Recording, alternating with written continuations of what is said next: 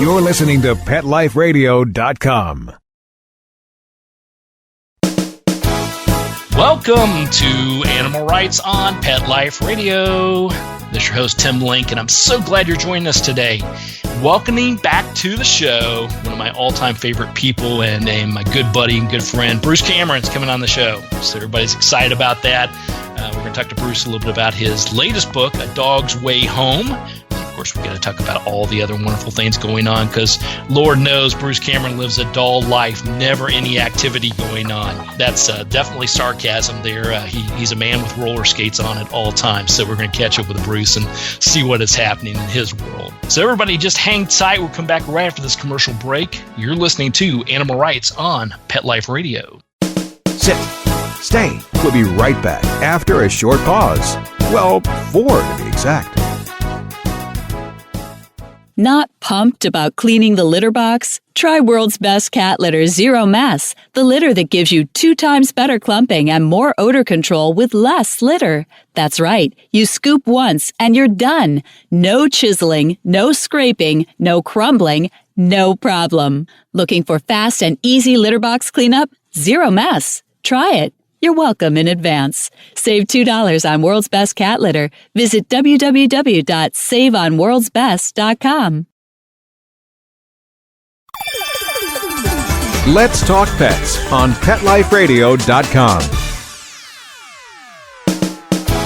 Welcome back. Welcome back to Animal Rights on Pet Life Radio. Join us now is #1 New York Times best-selling author Bruce Cameron. Bruce, welcome back to the show. Hi, great introduction. Thanks very much, Tim. It's great to be back. Yeah, I can see everybody. You got your. You can see how old I am, Bruce, because I said you kept your roller skates on. I didn't even mention roller blades or whatever. Hoverboards, whatever it is today. These kids are doing. I'm sticking to the old school there. I didn't even know what that meant.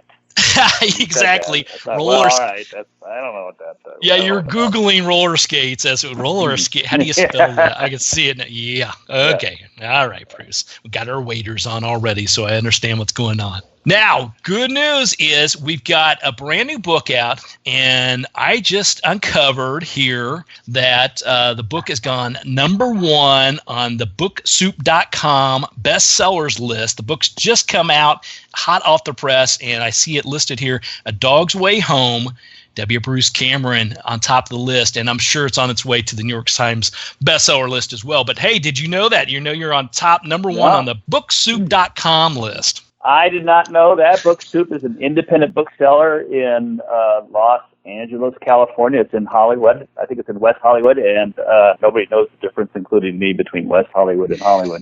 And then it is also affiliated with a store in Pasadena. So I'm thrilled because it's a big book. It's one of the last independent booksellers out here in the Los Angeles area. So, and I say out here as if I'm standing in Los Angeles. I'm actually not in Los Angeles, but if I were there, I would say here it is one of the last remaining independent bookstores. So that's a thrill. I didn't know this, so thank you, Tim. That's great information to have. #1, A Dog's Way Home. And I hope your predictions come true and it goes on to trounce some other list. Yeah, there you go. I'm looking forward to that as well. So it's excited about that. And I want to talk to you about the tour and what you're doing with the independent bookstores as well. But let's talk about the book first. A Dog's Way Home, the latest novel. Give us the overview of what it's all about, who the characters are, and maybe without giving away the whole book, what kind of unexpected things can we expect? Yeah, Dog's Way Home is all about a dog's devotion to her people. And I say her because Bella, the dog in A Dog's Way Home, is a female. It's the first book, as far as I can determine, that has ever been a general release that was written from the viewpoint of a female dog. And this particular dog has pit bull blood in her. She may not be an obvious pit. In fact, some people think she looks more like a German Shepherd, and some people say she looks more like a Rottweiler. And the reason for that is very deliberate, Tim, and it's because with breed discriminatory legislation, dogs can be called a pit bull even if it's not clear they've got any pit bull in them, if they just have a blocky head, because it's just the judgment of a couple of animal control officers. If 3 of them agree that that's a pit bull, then that is legally a pit bull in the city of Denver, and therefore it can be banned. And if they pick up the dog a couple of times, meaning only twice, in the city of Denver. The second time it is euthanized. So for A Dog's Way Home, what happens is that Bella, the female dog, is classified by animal control as a pit bull. And to save her life, her people have to send her far away. Durango, Colorado is where she winds up with a foster family. And she decides that's a mistake. There's something wrong here. She's got to find her way back to her person, Lucas. And so she sets off on a trek through the Rocky Mountain wilderness. A multi-year trek, I might add, full of danger and adventure. It's a little different than A Dog's Purpose, my #1 New York Times bestseller, even though it is told from the point of view of a dog. What's different here is that this is the same dog.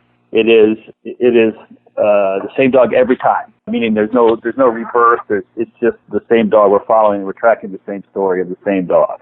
Yeah, now that's fascinating what you had said. Now, a lot of questions come to mind, obviously, and I'm agreeing with you on the breed-specific laws, and we've talked about that in the past, that how ridiculous they are. And I reflect back to my times of being a president of a local humane society, and we always kind of, whenever we got a new breed in that we didn't quite know what it was, we'd inevitably name it something like a terrier mix or a something mix type thing, because we just didn't know any better at the time what kind of animal it is. So it sounds like once again, a lot of that happens in the real world. They just sort of, if it sort of pseudo looks like a pit bull, then it's got to be a pit bull. And and I did have to chuckle, because when I got the book A Dog's Way Home, I looked at the cover and I'm like, this is a Rottweiler, and the story is about a pit bull, if I'm not mistaken. Why in the world would there be a Rottweiler on the cover? Did the publisher, in their infinite wisdom, think that Rottweiler covers sell better than pit bull covers? I was real confused about that until I read through the book, obviously, and then what you had explained just there. Yeah, I did that deliberately. The whole time I was writing A Dog's Way Home, I had a picture of a Rottweiler pit bull mix that I would look at and say, there's Bella. And so when I would have other people describing her, I would, pay attention to that photograph. And the markings and the face of the dog I was looking at were remarkably similar to the one that we found for the cover of the book itself. So I want people to understand that there really isn't such a thing as a pit bull as a breed. There's no AKC pit bull. It's like saying hound dog. It's a classification of dogs, of breeds. And furthermore, it is preposterous to suppose that just because of the way a dog looks, it is more dangerous than a dog that looks differently. There have been dog attacks by nearly every breed. In fact, if you try to crunch the data, you'll find that there's a slightly higher likelihood of being attacked by a little dog like a Chihuahua or a Dachshund than a big dog like a Labrador or a Pit Bull. So I wanted that to be part of this, but it's not an issue-driven novel. Honestly, it is more like a love-driven novel. It's more about this amazing bond and the fact that throughout history there have been cases where dogs have found their way back to their owners after being separated for really long distances. And every time I read a story of 500 miles, 700 miles, 1,300 miles, I was smitten by the idea that I might write a book from the same perspective. Yeah, absolutely. And, and I tell people this all the time. As you may know, I do a lot of work with lost animals, trying to locate lost animals and reuniting them with their families, or if they're stolen from institutions, what have you. And I got a client of mine just the other day, said she's getting a lot of pressure from friends, family, her spouse saying, give up on this particular animal. She has a lost cat that's been gone for quite a while. And so you should give up. Yeah. There's, bound to have met coyotes, bound to have gone into hazards, and troubles and I always tell people, never give up, because they are miraculous. They've been found thousands of miles away. They've worked their way back home. We see these stories, and I think you do a great job with it from a fictional standpoint on a Dog's Way Home. Yeah, thank you very much. You sound like you've read the book. Of course I have, man. I've got half my shelf full of Bruce Cameron books nowadays. I'm going to have I just contacted the furniture store to order the next one, because I just know I'm going to need more room on my Bruce Cameron shelf. That's right. Yeah, just keep expanding. You're going to have to add a room to your house. That's right. Thank you for doing that, Tim. A lot of people that I talk to that interview me don't manage to get around to reading the book, so it is really gratifying to know that you read A Dog's Way Home. There you go. And go. I think what you'll see is very similar to a dog's purpose in that it's from the dog's perspective, but very different in that the dog and a dog's purpose was sort of on an existential journey searching for purpose, not really sure who he was supposed to be. The dog in A Dog's Way Home absolutely knows who she is. She is Lucas's dog. She is going to find her way back to Lucas. Nothing can keep her apart from Lucas, not even the animal control apparatus of Denver, Colorado. So we have to, doing your research, when you first started contemplating this book, I mean, was this years ago that you contemplated this, or was this something keeping up with some of the hot topics of the time? Or I know your daughter, runs a rescue organization in the Denver, Colorado area. How did the background of the book come about?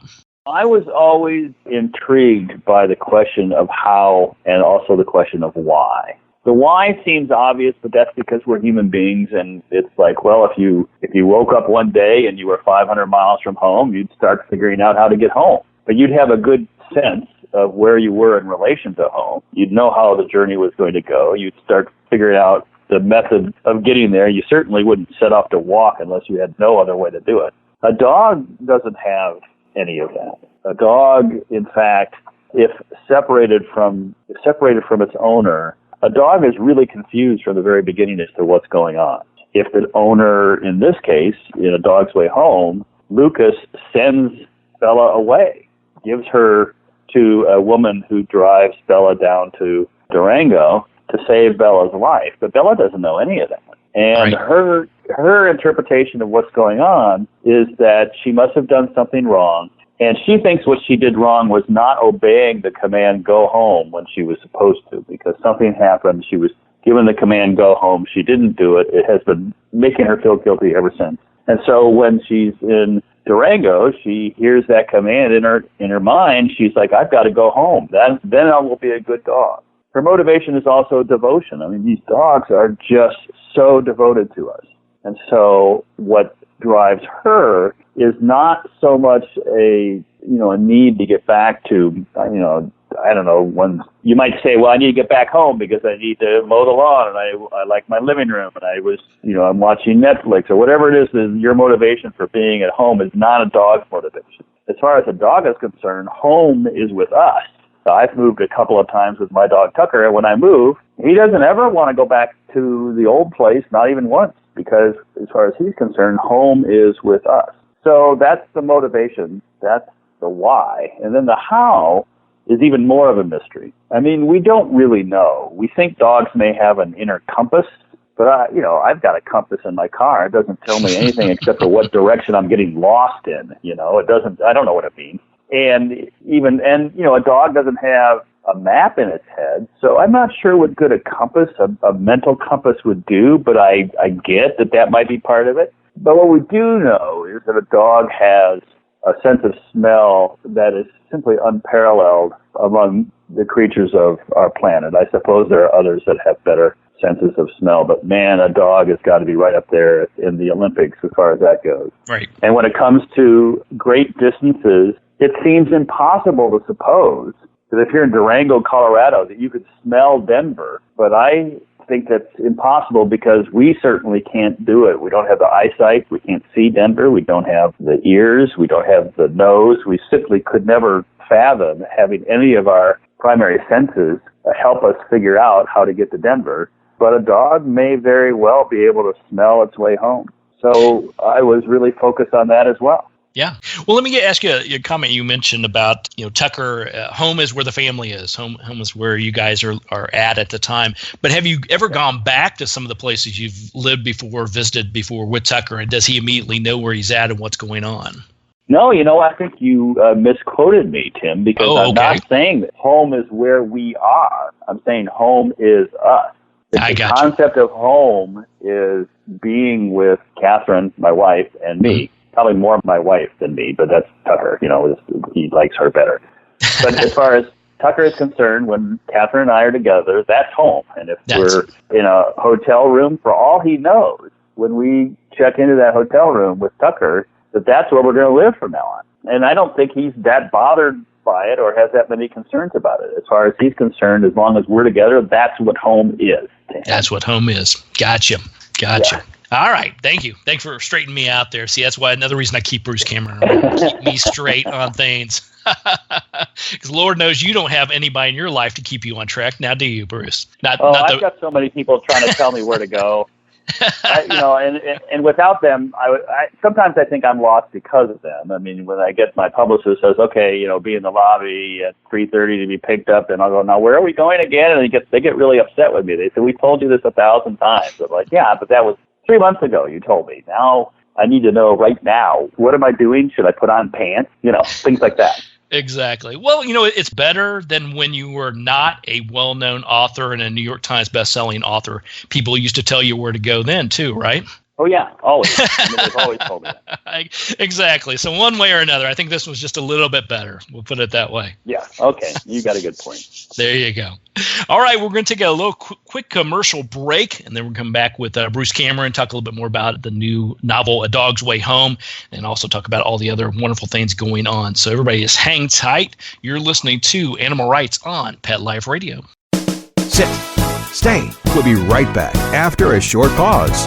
Well, 4 to be exact.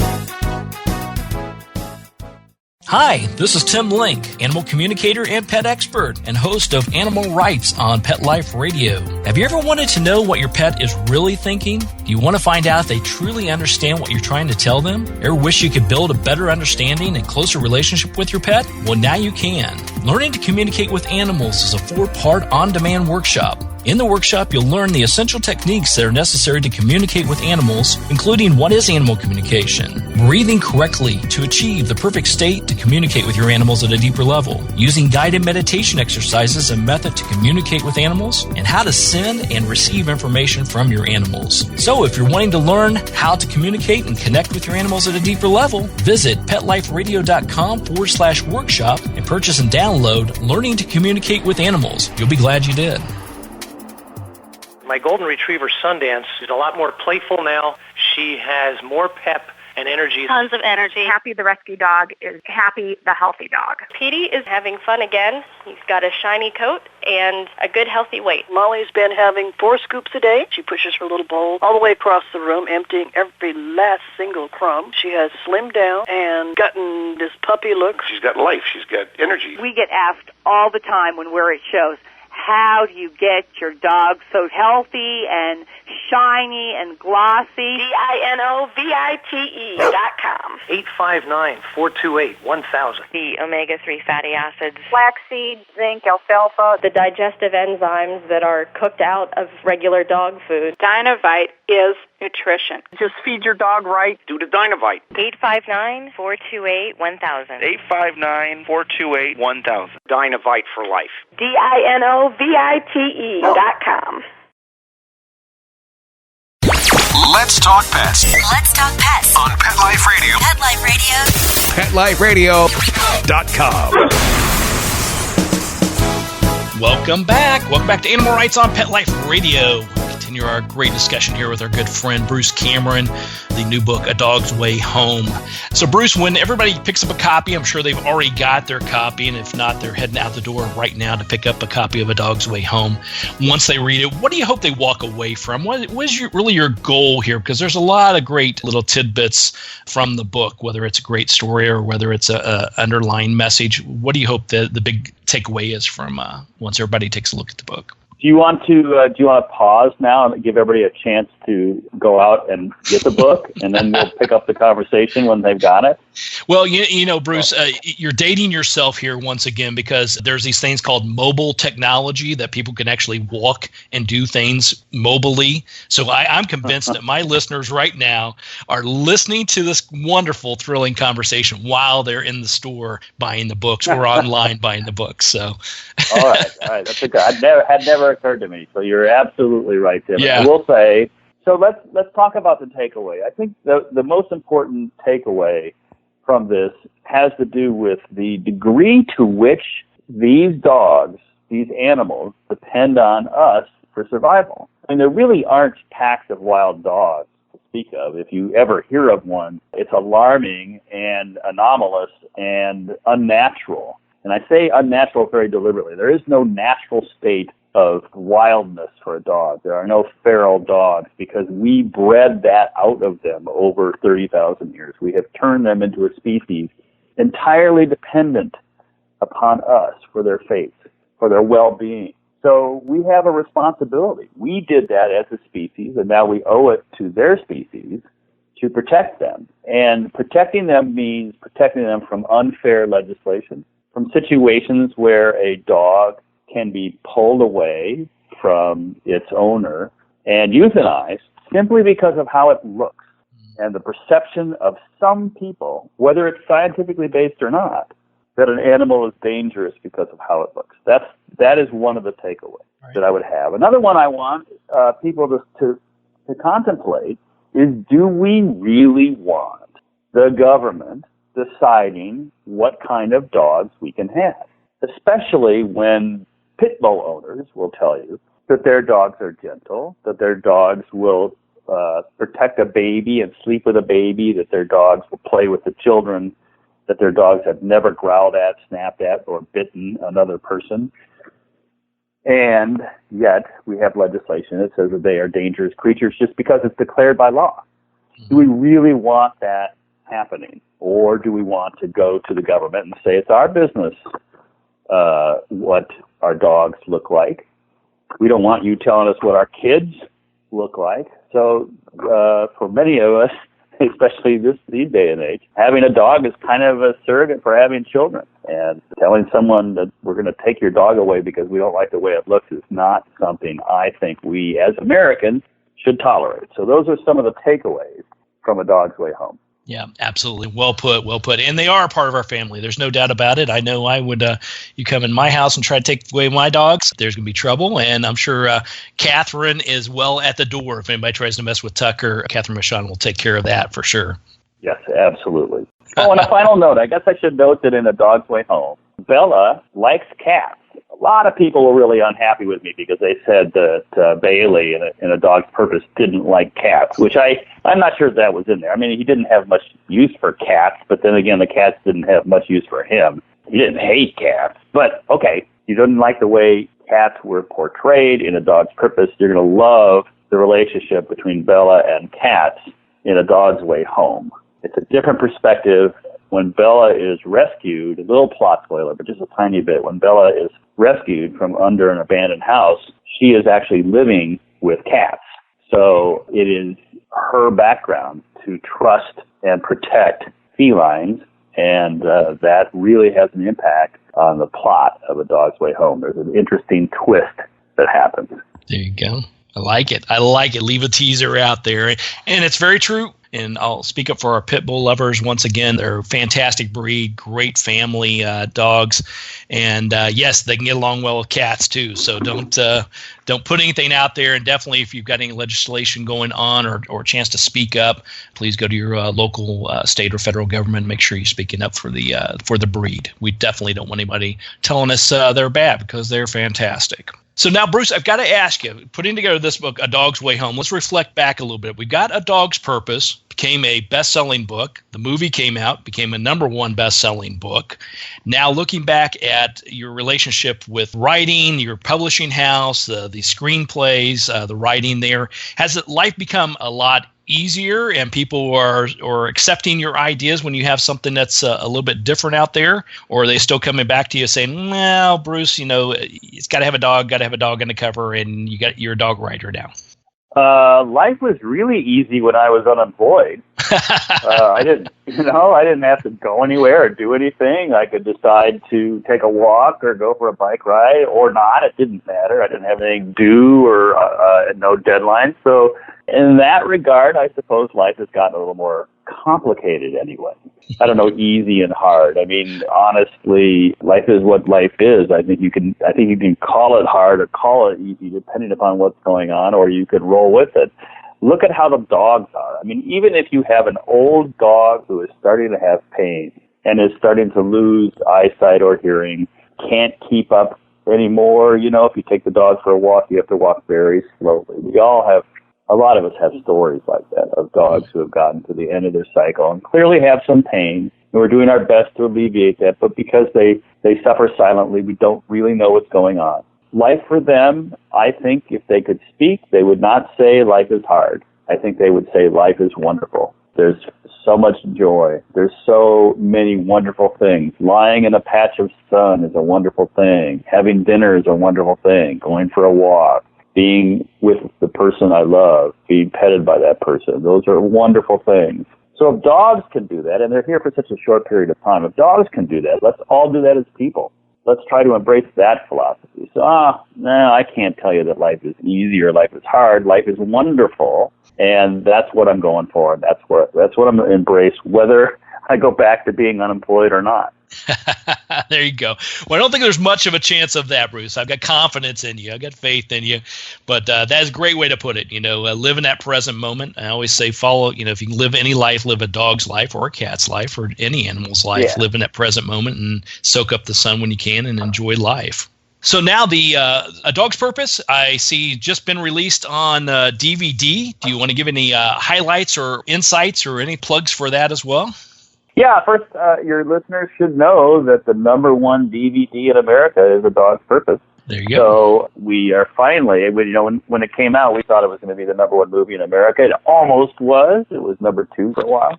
Mm-hmm. But now that the DVD is out, it's solidly, absolutely, firmly the #1 movie in America. Also, because it's a DVD, there are these DVD extras on it, including, for the first time, you can see me in front of the camera talking about A Dog's Purpose. That's, in my view, that is very skippable entertainment. I wouldn't pay any attention to that. I would skip right over it. But if you haven't mastered your DVD control and you wind up watching it by accident, yes, that's me talking to camera. No idea what I said. I always forget what I say of these kind of things. But the good news is my wife, Catherine Michon, is there. She's very lovely to look at, and she's very smart. Unlike myself, she's got a lot of great things to say, and so that part is worth watching. And that's why everyone should buy this DVD so they can watch my wife, because that's going to be the best part of the whole thing. That's right. The beautiful and talented Catherine Michon, definitely. There you go. Every episode I would have to squeeze that in. And I do have to applaud you. So this is probably the first time you haven't been on the cutting room floor of the films, right? Yes. Tim, you are aware that I have a couple of times been filmed in a movie, and then they wind up cutting me out of the movie, including a movie my wife directed. And so I'm sleeping with the director. In Hollywood, that's supposed to get you in the movie. It didn't work for me. I wound up getting cut, and I don't know why, because I didn't have any lines or anything. I was just standing in the bar. And so what she's telling me is, as an actor, I can't even be a man standing in a bar, which, believe me, is a role that I was born to play. Exactly. Well, there's so many things I could say, but this the program's getting ready to come to an end, Bruce. So I just leave it out there for that. But everybody go out. If you saw the movie out there, A Dog's Purpose, you'll definitely want to pick up a copy of the DVD. If you didn't see it, where have you been? Go out and get a copy of the #1 selling DVD right now. It's a great movie to go along with the great book. And while I've got you on the line, Bruce, any other tidbits, any other exciting things that we should see that's right around the corner that you can announce? That I can announce is that I've got a book coming out in June, just in time for Father's Day, called A Dad's Purpose. It's about what it's like to be a father in today's world. And then in July, I've got a book coming out, Molly's Story, which is a retelling of the story of the life of Molly from a dog's journey for younger readers. It's another one of my younger reader books that are adapted from the baseline story of A Dog's Purpose, A Dog's Journey, the 2-book series. That is the basis for the movie, A Dog's Purpose. Yeah, fantastic. That's great news. So everybody pick up copies of those. Keep an eye out on that. We'll keep everybody aware of that as well. That's wonderful that you are putting together those, getting our kids started early. And I'm sure all kids love animals anyway, but this is just going to add to the love and respect that they have for them. Exactly. Yes. Well put, Tim. Thank you. Well, Bruce, enjoy the journey. Everybody, where can people find out about what's going on, your latest activities, where they can see you in person, and we're the latest independent bookstore, which you're obviously promoting so well, and they're inviting you in. So that's fantastic news. How can people keep track of what's happening in your world? The best place to do that right now is Facebook, because I've sort of let my other traditional websites languish a little bit, but we're really active in Facebook. If you're on Facebook, find us. You can find me, you can find Catherine, you can find A Dog's Purpose, the fan page, and it is always a place to catch up on my comings and goings. And, I'm touring around a little bit. I'm going to be in Dallas. You're going to be in Dallas, you're going to be in Denver, you're all over California. Obviously, they can see you in places like Los Angeles and San Francisco. Any other locations you're going to be at? None scheduled this time, but that doesn't mean that I won't go. All the time, independent bookstores will say, hey, could you come in and do a thing? And I'm always happy to go if it works out with my schedule. That's right. That's always accommodating for everybody. We appreciate that, Bruce. So definitely hit up Bruce Cameron on Facebook. Keep track of all the comings and goings, all the greatest, latest in the books and the authors and all the wonderful stuff that you're doing. Bruce, it's so great to talk to you again. Everybody go out and pick up a copy of A Dog's Way Home. You're going to thoroughly enjoy it, just like you have with everything else that Bruce Cameron's put together. Congratulations once again. Keep up the great work, and I'll look forward to chatting with you again soon, somewhere down the road. Fantastic. Thanks so much, Tim. We'll talk to you later. All righty. Well, we're coming to the end of the show today. I want to thank everyone for listening to Animal Rights on Pet Life Radio. I want to thank our producers and sponsors for making this show possible. We look forward to seeing everybody again real soon. Check out all the other wonderful shows on Pet Life Radio by going to PetLifeRadio.com. And you can check out all the previous episodes of Animal Rights by going to PetLifeRadio.com/Animal Rights. So until next time, write a great story about the animals in your life, put it in a blog, an article, or in a book, and who knows, you may be the next guest on Animal Rights on Pet Life Radio. Have a great day. Let's Talk Pets, every week on demand, only on PetLifeRadio.com.